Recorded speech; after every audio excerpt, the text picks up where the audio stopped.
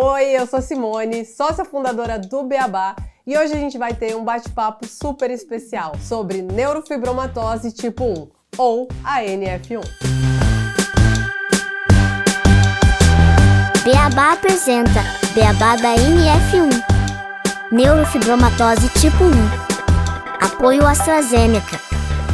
Gente, então antes da gente começar o nosso papo, primeiro eu queria agradecer todo mundo que tá aqui. É melhor vocês se apresentarem pra todo mundo. Quem quer começar? Meu nome é Elano, tenho 12 anos. Eu sou a mãe do Elano, Eliana Portugal, somos da Bahia. Eu sou a Josi, mãe do Pedro, e aquele é o Pedro. Jô, vocês vieram de onde? A gente veio do Rio Grande do Sul, lá na Serra Gaúcha, Farroupilha. E Eli, lá na sua cidade? Nós somos do calorzão, interior da Bahia, Lagoinhas. Próximo a Salvador, cerca de 160 quilômetros por aí. E como é que foi chegar a São Paulo, gente? Vocês já conheciam, já tinham andado de avião? Essa aí, Eu já morava aqui, já morou aqui não, morou perto. Né? morei perto, E gostava? gostava. E você, Pedro? Eu nunca morei aqui. E você gostou daqui? Gostei. É muito carro, não é? É. E a viagem foi longa também, não foi, Pedro, pra gente ontem?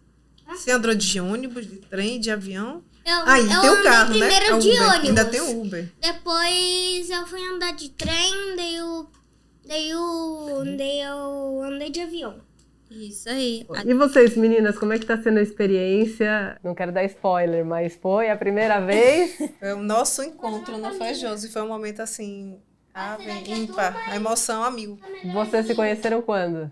Eu procurei a Josi, né, pelas redes sociais, quando eu estava tentando fechar um diagnóstico de Elano. E eu precisava de alguém para me nortear, que já tinha vivência.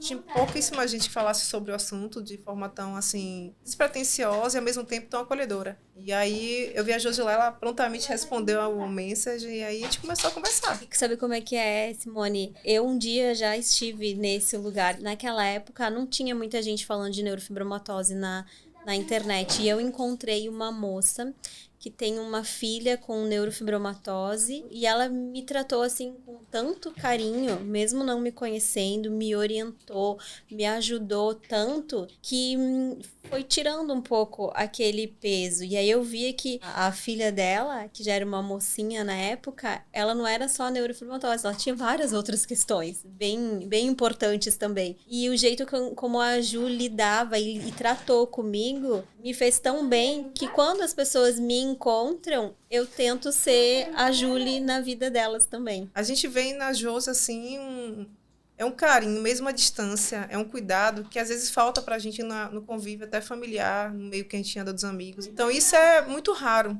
o olhar do outro em relação à sua dor. E assim como vocês se encontraram, também foi o primeiro dia que as crianças se encontraram. As crianças se encontraram. Meninos, como é que foi vocês se encontrarem? Legal, Legal? gostei. Você já tinha visto o Pedro por foto, por alguma coisa? Sim, Sim? E Pedro, você já tinha visto Elano? Não. E quando vocês se viram, você sabia que um era o outro? Não? Não? sabia. Ah, já combinaram coisas ou não? Não. Não. Eles se aproximaram ontem, de repente já estavam de mão dada, já estavam melhores amigos de infância. Graças a Deus. Bem assim. E meninos, vocês sabem por que as mães de vocês se tornaram amigas? Não? Na NF1, pô. Isso. E você sabe, Elano, o que é NF1? Sabe? Sei. Você pode contar um pouquinho? É uma síndrome que sente dor na cabeça. Isso é o que você sente? É. E te incomoda? Incomoda. Como é o nome desse que você sente? Você tem o quê? Você toma remédio? Epilepsia. Por conta da NF1, é isso? Sim. O que vocês gostam de fazer, meninos? Brincar Brincar? E você, Pedro?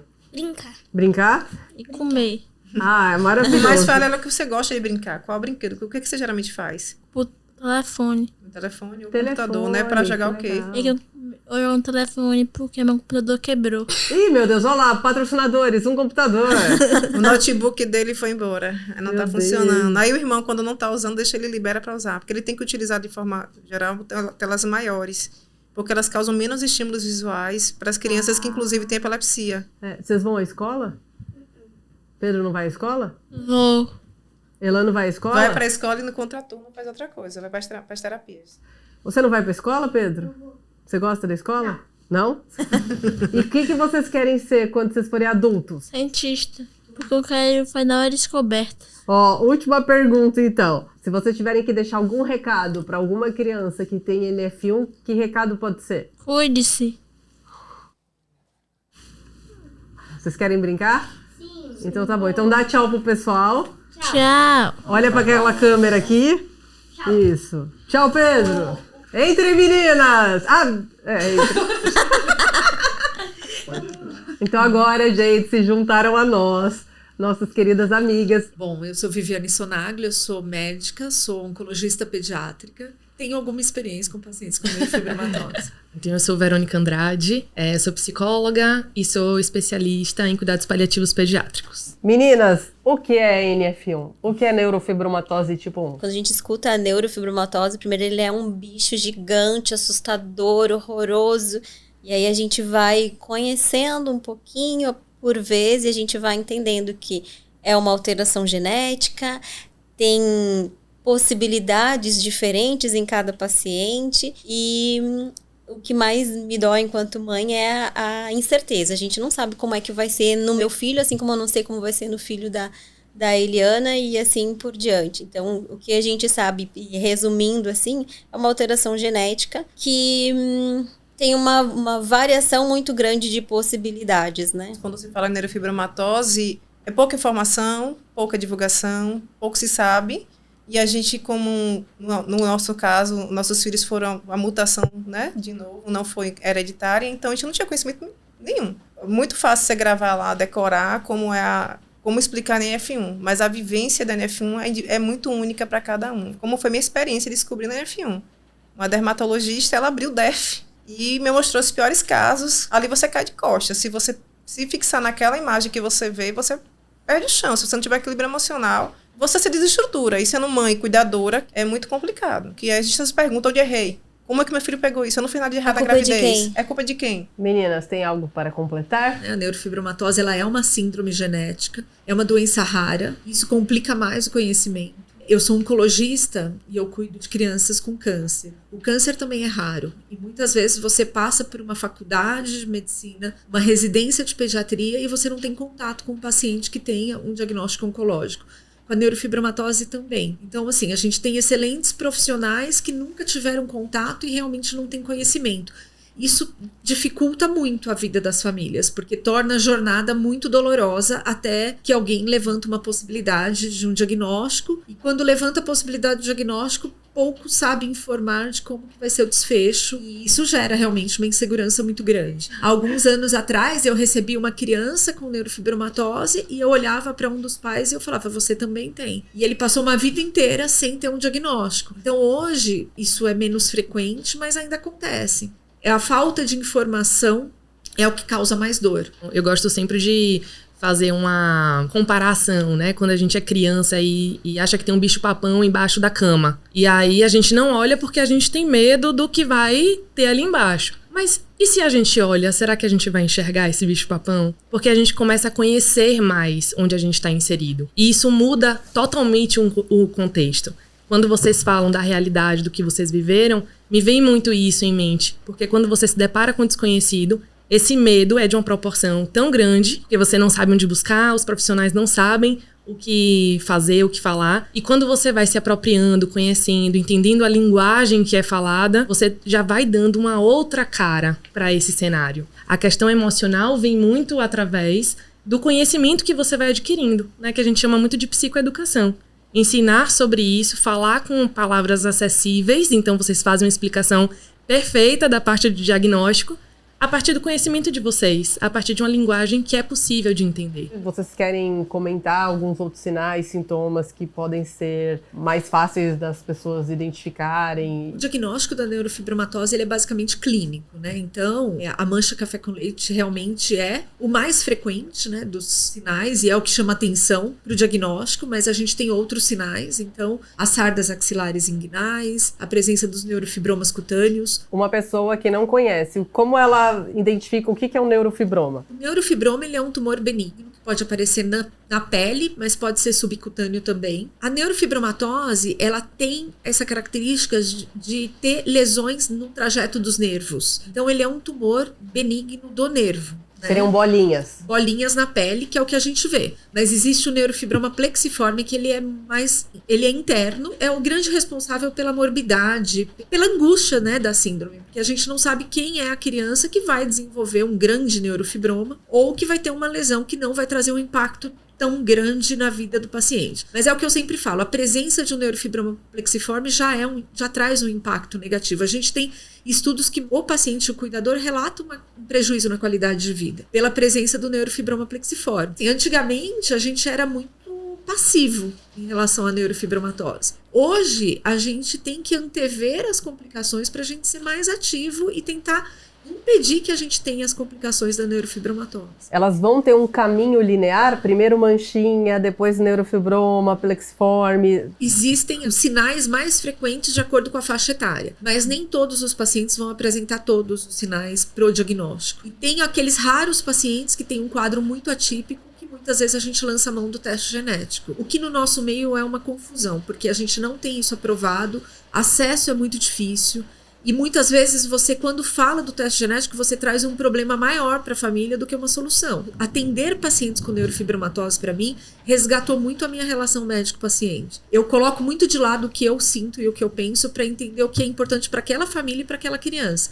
E a partir daí a gente trabalha junto. A gente falou só da manchinha café com leite. Quando a pessoa é negra, como é que fica o café com leite na pele Ela dela? é mais escurecida. É de fácil identificação. É mais difícil a depender do tom da pele. Você olhando atentamente, você percebe a presença das manchas. E independente das manchas café com leite, quem tem neurofibromatose, ela pode apresentar outras manchas de colorações diferenciadas, que são as máculas marrons claras, marrom escuras. E tem que as efélides, elas diferem um pouco, porque elas são ainda um pouquinho mais escuras que café com leite nessas regiões inguinais, próximos às virilhas. Você falou da questão da faixa etária, eu me recordo agora que tem algumas coisas que acontecem muito semelhantes, conversando com algumas mães. As efélides no meu filho surgiu aos 4 anos e meio, outras mães também. Quem tem glioma óptico costuma só com maior frequência até hoje, aos 7 anos de idade aparecer. Tem algumas coisinhas que alguns médicos que têm conhecimento podem fechar clinicamente falando durante a consulta. Muitas vezes, na primeira consulta, você não vai conseguir fechar o diagnóstico. Então, esse acompanhamento, às vezes durante alguns anos, até que você tenha o critério, é fundamental. Foi o que aconteceu com meu filho.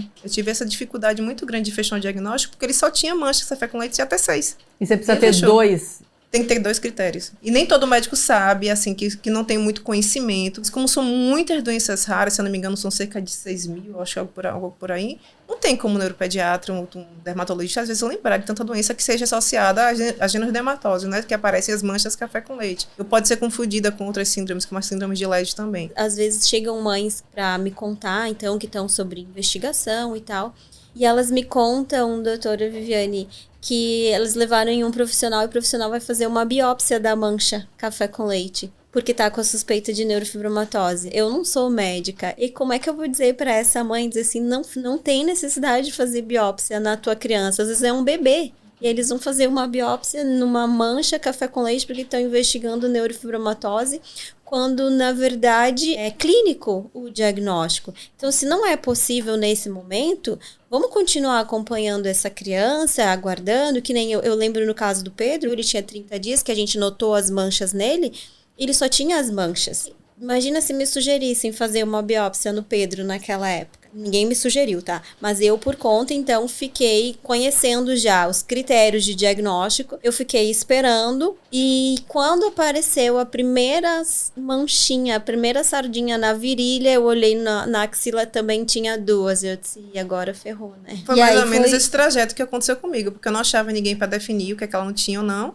É como ele tinha um pediatra que tinha especialização em dermatologia. Assim que eu cheguei nele, que ele pegou, ele fez, sinais não são da família.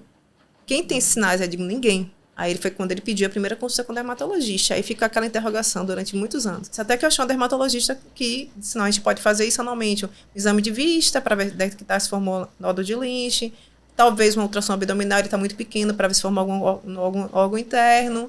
E vamos observando as manchas dele, alguma transformação, e basicamente isso. Na maioria das vezes, então, o diagnóstico clínico, feito pelo médico, mas é importante outros profissionais de saúde conhecerem os sinais e sintomas, eles conseguem ajudar, Vi? Eu acho que o cuidado da criança e a identificação, ela é responsabilidade de todos que têm relação com a criança. Uma coisa que dificulta muito para o paciente com a neurofibromatose são diversas portas de entrada. Então, o paciente pode entrar pelo dermatologista, pelo neuropediatra, pelo pediatra. Muitas vezes isso faz com que o diagnóstico ele tenha realmente um atraso. Me vem essa questão, né? O que é básico, o que é importante saber? Eu acho que tem uma obrigação, né? Um dever nosso enquanto profissionais da saúde de compreender se chegou num limite para mim, né? Para quem eu posso convocar para olhar junto comigo. E muitas vezes o sistema não abraça essas outras possibilidades e que aí também vem várias coisas de frustração, né? Da família tá ali exposta e desampara a família nesse momento e a criança, que é o nosso foco principal aqui, né? A criança e a sua extensão, a família. Pensar nessa comunicação, nessa informação, em passar isso para as outras famílias, já que vocês têm contato, quando você traz que alguém te chamou para falar que ia ter uma biópsia e uma mancha café com leite, né, te cabe também empoderar nesse lugar, de falar assim, olha...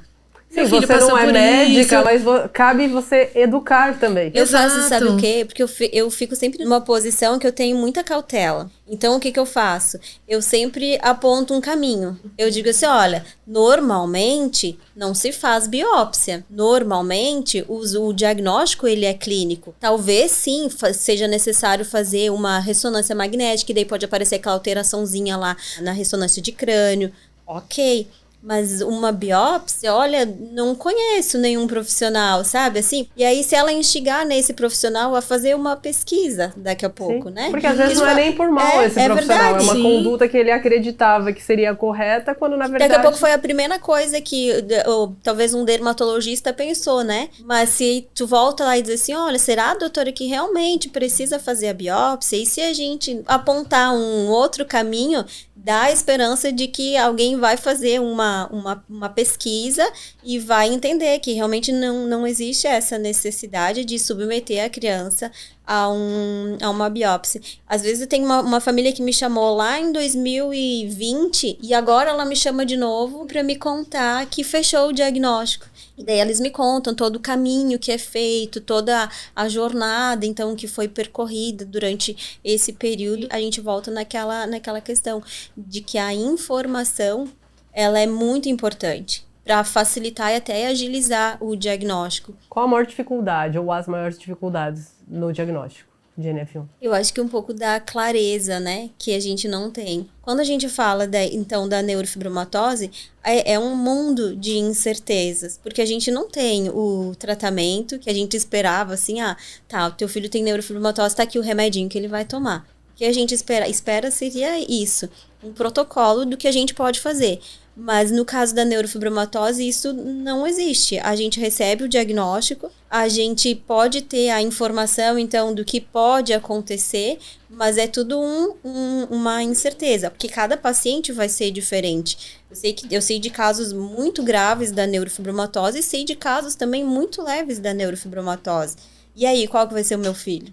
A gente está evoluindo muito no campo da genética para fazer a correlação genótipo-fenótipo, né? O gene da neurofibromatose ele é muito grande e é muito difícil de fazer todo esse sequenciamento e entender essa relação.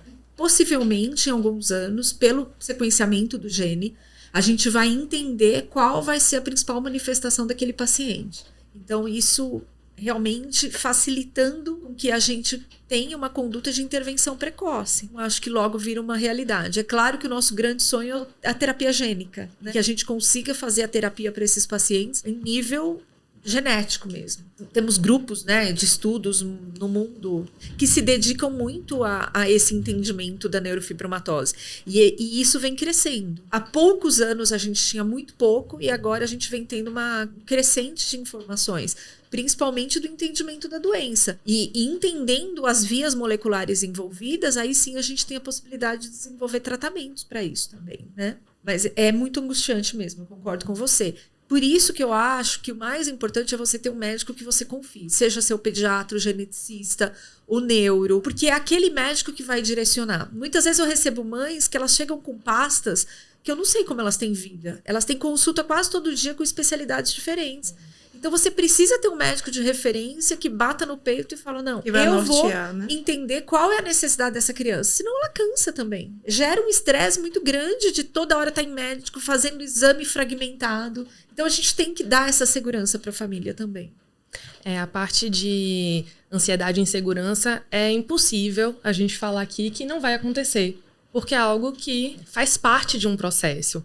E a gente tem muito a fala de viver um dia de cada vez, mas que às vezes atropela. E a gente quer viver tudo de uma vez só e saber respostas. Mas o quanto que esse exercício de buscar alguém de referência, uma equipe que escute, que faça acompanhamento, que pegue na mão, o quanto que isso também acalma de alguma forma, né? E se apropriar junto, entender junto, porque nem sempre a gente vai saber tudo. Qual é a demanda da família? Qual é a demanda da criança? O que a criança tem como necessidade agora? Quando a gente fala de qualidade de vida, qual é o incômodo que essa criança está passando? Que pode ser diferente do de vocês, né? Dos pais, da avó, do profissional. Mas quem é que está olhando para essa criança enquanto sujeito ativo dentro de um processo? Eu acho que foi mais ou menos isso que aconteceu comigo. Quando não tinha muito conhecimento, não achava médicos que conseguissem acompanhar muito bem. E até que eu cheguei a uma neuropediatra que fez a gerência, como o geneticista falou. Vamos ver a necessidade de Elana, as demandas de Elana hoje. Ela não tem demandas cognitivas, então vamos precisar colocar uma equipe multidisciplinar e me orientou o que fazer de equipe multidisciplinar para a necessidade dele, não para sobrecarregar, não para sobrecarregar o plano. E eu acho que é esse o caminho que a gente tem que ter. Um médico, para a gente chamar meu médico, né? Elana nasceu com 5 a 6 manchas de café com leite e ninguém falou nada. E quando a gente voltou para nossa cidade, Alagoinhas, o pediatra dele, que já era o pediatra do meu filho mais velho, de meus sobrinhos, ao examinar, quando ele tirou a roupa para despir, para pesar e tudo direitinho, para ver também a questão das vacinas, ele fez de quem são essas manchas na família. E a gente achava linda, mas ninguém tinha. E aquilo ali acendeu a interrogação. E ele fez assim, não agora. Quando ele chegou aos 4 anos e meio, subiram as eférides, aí eu fiquei mais alerta. Depois, quando chegou aos 6 anos, eu percebi que ele estava ficando com desnível de quadril, aí veio escoliose, começaram as dorzinhas de cabeça aos 6 anos e meio, e finalmente fiz uma caminhada para 3 neuropediatras, até que eu fiquei com um bom tempo, e que me deu esse norte do que fazer, mas já cheguei nela finalmente com o teste genético em mão, que foi, eu disse, não aguento mais ficar sem respostas. Então o teste genético, para mim, para o meu caso de Elano, que tinha falta de critérios para diagnóstico clínico, se fechou a partir de um teste genético.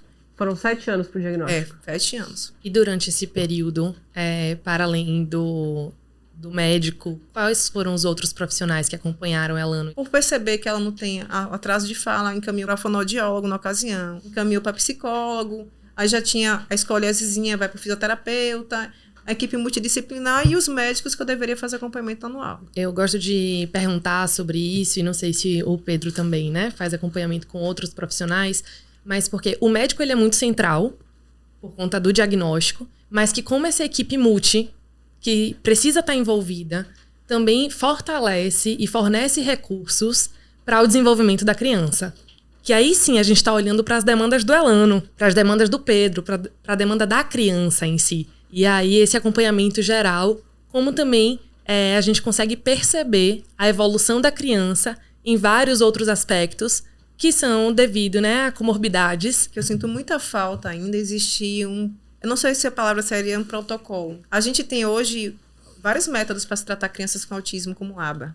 A neurofibromatose precisa de profissionais que centralizem o estudo para como vai estudar a questão neurológica da criança, para poder fazer um plano terapêutico próprio para a NF1. Não existe. Eu acho que falta muita coisa, na verdade. A gente não tem um consenso brasileiro nem para o acompanhamento desses pacientes. Então, isso deve puxar realmente outras especialidades para que a gente tenha protocolos de acompanhamento. É claro que a gente precisa entender, da mesma maneira que as manifestações clínicas são diversas, as manifestações cognitivas, neurológicas também são. Então, a gente precisa entender qual é a demanda daquele paciente. De novo, eu falo fazer uma intervenção precoce. Muitas vezes eu tenho feito relatórios dos meus pacientes para as famílias levarem para a escola, explicando o que é a neurofibromatose, do ponto de vista médico, para que essas escolas tracem comigo um trabalho em conjunto. O mais importante é que essas crianças tenham toda a possibilidade, né, de frequentar uma escola. Se existir alguma dificuldade, eu tenho pacientes que têm tutores também, para que eles consigam acompanhar, mas isso é fundamental. A gente tem um problema muito grande na neurofibromatose, além de tudo que a gente está falando aqui, que é a transição do cuidado do adulto, né? Porque essas crianças têm neurofibromatose e eles vão ser adultos com neurofibromatose. E quem vai acompanhá-los na vida adulta? Então, eu tenho pacientes que eu acompanho, né, por conta da síndrome, e eu tenho pacientes que são médicos, que são biomédicos, que são advogados. Eu acho que trazer essa esperança de que o paciente tem apoio e ele tem um futuro, né? Isso é fundamental para as famílias, porque se ela fosse apegar no que mostra um livro, né, que vai chamar atenção de um quadro mais severo, realmente é catastrófico. Concordo que é uma síndrome que muitas vezes a gente tem pouco para fazer, mas eu acho que a medicina ela também traz um lado de cuidar além do curar, né? E a gente precisa cuidar do paciente e da família. A gente vem descobrindo muita coisa. Em 2021 a gente teve a revisão dos critérios diagnósticos, né? E pela possibilidade dos testes genéticos, a gente também vem descobrindo outras síndromes que têm interface com a neurofibromatose. E que por isso que é tão importante que a gente tenha um diagnóstico correto. E sendo o diagnóstico correto, qual é nosso protocolo de acompanhamento? Em paralelo, todo esse suporte que a gente tem da parte cognitiva, da parte familiar, da parte social. Eu recebo muita chamada pela internet, né, em rede social. Tem adolescentes que não saem de casa. A gente precisa trazer vida para essas pessoas, entendeu? A gente tem uma luz, a gente tem um caminho, porque senão é muito triste, né? Se a gente olha uma foto daquela na internet, numa primeira consulta, e o médico não te fala o que fazer depois, é desesperador para todo mundo. Como eu já ouvi falar, algumas pessoas não vão longe não, da família e amigos, por que não aposenta seu filho? Se eu tô lutando para meu filho ganhar autonomia, eu luto para ele estar numa intervenção que não foi precoce, o caso dele por falta de diagnóstico clínico, ou seja, por exame que ninguém orientou fazer um teste genético logo que ele nasceu, ou coisa parecida. A janela que ela não tinha na neuroplasticidade do ápice, perdi. Mas ele começou aos 7 anos. Se eu tivesse intervido mais cedo, talvez meu filho não tivesse tido um atraso de fala tão grande. Ele não cantava. Eu vi meu filho cantar pela primeira vez aos 7 anos. Foi a vez que ele memorizou, quando ele fez a reabilitação neuropsicológica. Foi quando meu filho lembrou de uma música que era quando ele fazia na sala há 3 anos. E me marcou profundamente. Eu não vou nem cantar porque me emociona aqui. Essa música me marcou. Parece coisa pequena, mas para mim não foi. Foi um acontecimento. E ele lembrar que pegou um táxi aqui em São Paulo quando tinha 4 anos, coisa que ele não lembrou durante 3 anos, 4 anos. Então, assim, gente, é muito sério. Intervenção precoce ajuda muito. O Pedro, o nosso diagnóstico foi bem diferente do da ele em alguns aspectos. Quando me mostraram as manchas que ele tinha 30 dias. Eu tava tão apaixonada por aquele ser que eu não enxergava. Não tinha realmente visto nenhuma mancha no Pedro. E aí foi uma dinda dele que me mostrou, que me falou assim, nossa, Josi, o Pedro tem várias manchinhas, né? E eu pensei, aonde? Depois que ela me ligou esse sinal de alerta, eu nunca mais desvi as manchas. E aí, naquele momento, eu converso com o pediatra do Pedro, né? Eu fui lá já sabendo da neurofibromatose. E aí ele só me disse assim, Jô, vamos fazer assim, ó, o Pedro tá bem, ele tá se desenvolvendo bem, dentro de um desenvolvimento esperado por uma criança de 30 dias, ele tava ok. Então, tá tudo certo com o Pedro, acho que a gente não precisa se preocupar.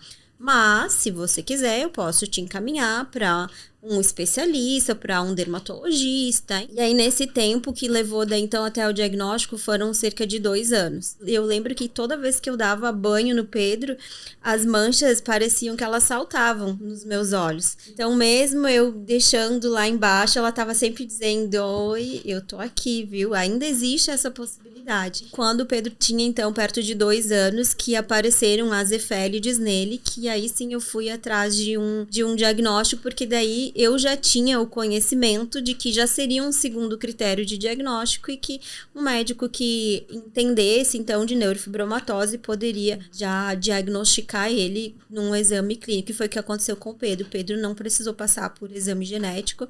E eu vi a Verônica falando a respeito desse cuidado que a gente tem que ter com a criança. E realmente eu precisei, em um determinado momento, esquecer todas aquelas coisas que visivelmente a gente vê acerca da neurofibromatose e começar a enxergar questões que não são visíveis no sentido de eu posso tocar numa questão dele, e que foram as questões neurológicas e comportamentais. E aí sim, ele foi encaminhado para psicólogo, para terapia ocupacional, estimulação precoce.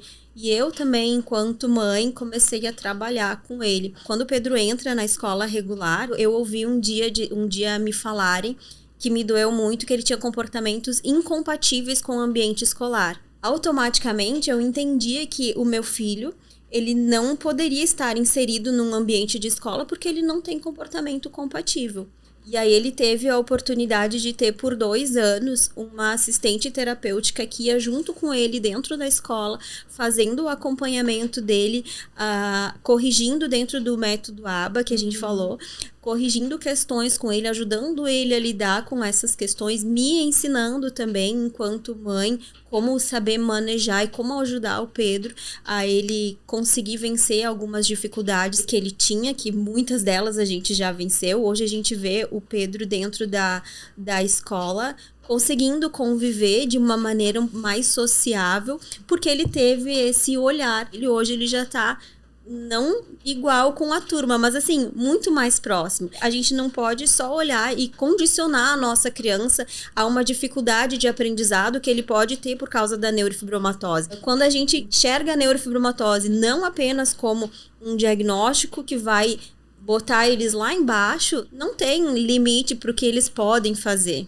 Perfeito. E a partir do momento que você enxerga o seu filho como único e você consegue atuar nessas dificuldades e potencializar todas as qualidades também que ele tem, né? Que ele tem muitas. É isso, é mudar, é ser ativo nessa história, entendeu? E é isso que eu falo, não adianta a gente olhar na internet e ver o que vai ser. Não vai ser isso. A gente tem que ser o dono da história dessas crianças e a mãe fala às vezes pra mim, mas o que ele vai ser? Eu falei, o que ele quiser. E a gente vai estar junto pra bater palma ali na frente. Eu mesmo ouvi de uma primeira neuropediatra que eu fui aqui em São Paulo, e aí ela fez, doutora, como vai ser a vida do meu filho? Ele vai parar de andar? Vai parar de falar? O corpo vai encher de tumores? Eu já recebi pacientes que já ouviram isso. Eu acho que a gente tem que entender o momento de fragilidade, mas assim, não vai ser em uma consulta que eu vou conseguir identificar quais são as dificuldades que o seu filho tem. Cada criança é única, né? E cada vez mais a gente entende que somos seres únicos, que temos nossas dificuldades, mas o suporte familiar, o suporte profissional adequado, tudo isso pode realmente mudar uma história. No início, quando você viu o diagnóstico, era eu não tenho o que fazer.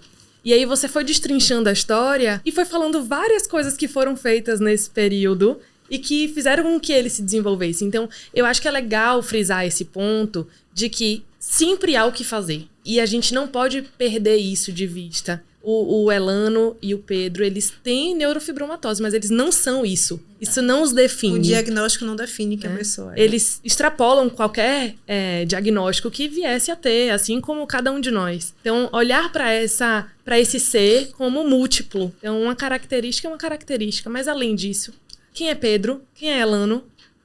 E também outra frase sua que foi: eu sabia mais da doença do meu filho do que o profissional. Isso às vezes acontece, principalmente com a doença rara.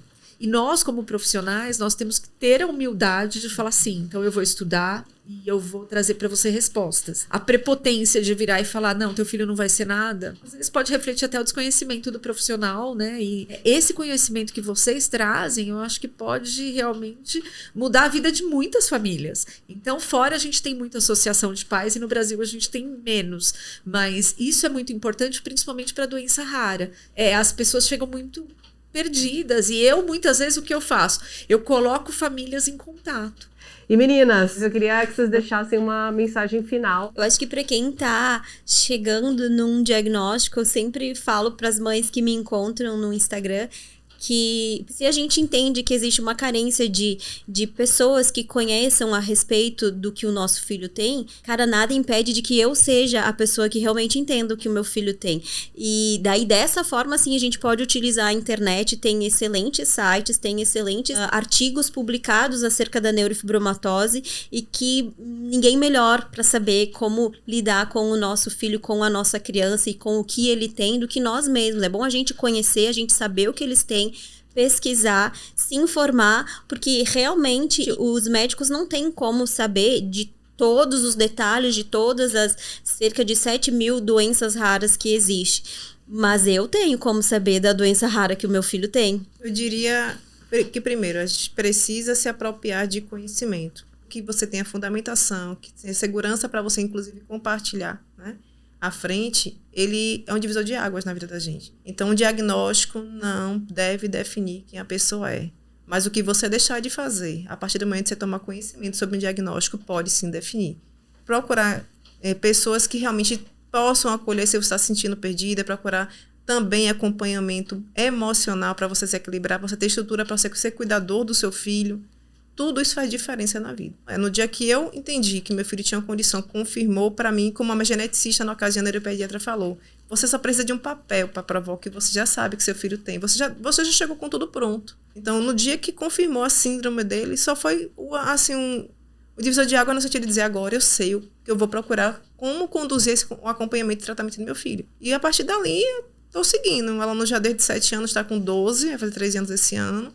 Graças a Deus, continua falando, continua andando, continua estudando, está no 7º ano, com as dificuldades dele, mas vencendo a cada dia. Então, eu como eu digo e repito, a Josi foi luz no momento de escuridão em minha vida, onde eu me senti muito desorientada e perdida, e foi um caminho. Eu disse, não, eu quero também fazer a minha parte. Me vieram várias coisas em mente nesse momento, mas eu acho que é mais um convite que eu gostaria de fazer agora, tanto para os profissionais, quanto para as instituições, quanto para as famílias, que olhem para seu filho enquanto sujeito, enquanto criança, enquanto pessoa ativa. Se a gente não faz isso, a gente não respeita essa pessoa que ele é, que ela é. Então, esse convite primeiro, para que a gente consiga enxergar a criança enquanto criança, não enquanto secundária em um processo que a gente está falando sobre ela.